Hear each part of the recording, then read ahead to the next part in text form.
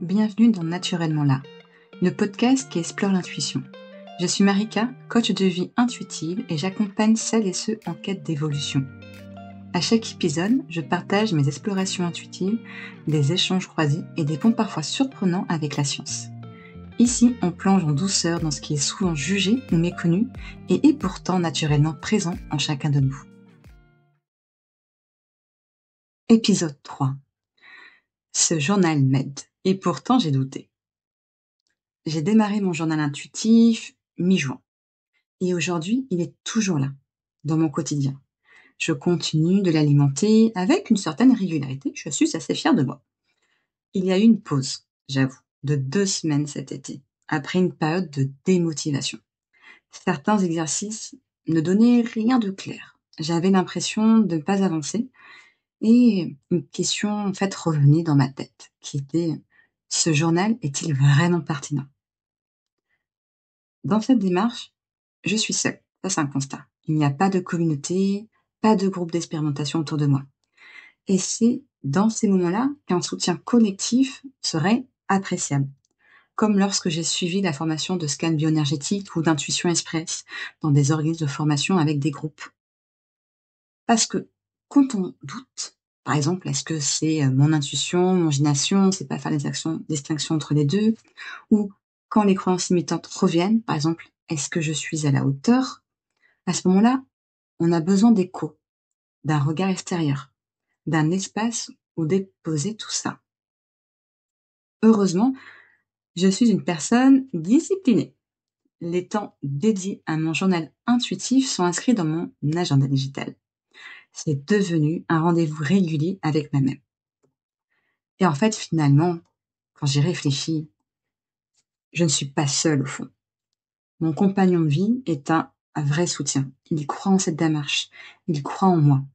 Il est là pour me rebooster quand je perds le fil.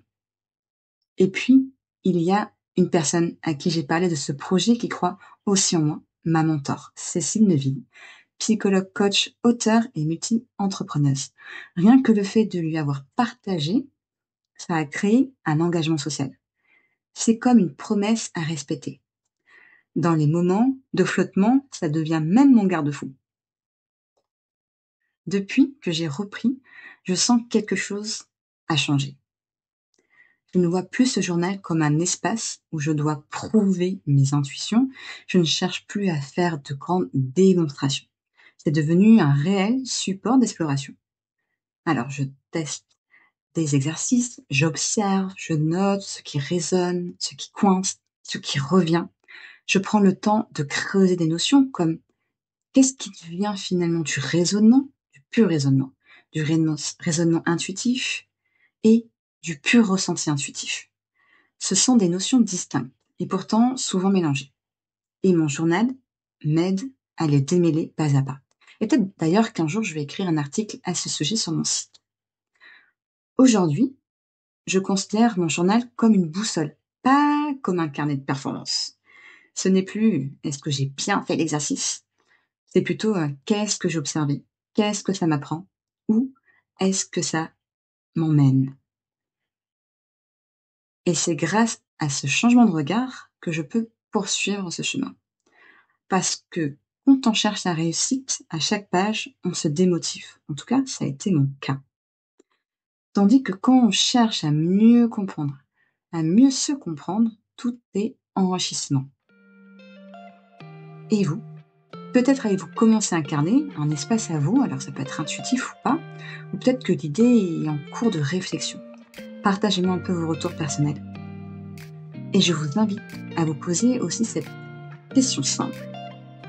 Quel rapport avez-vous à ce que vous écrivez? Est-ce un jugement, un test ou une exploration?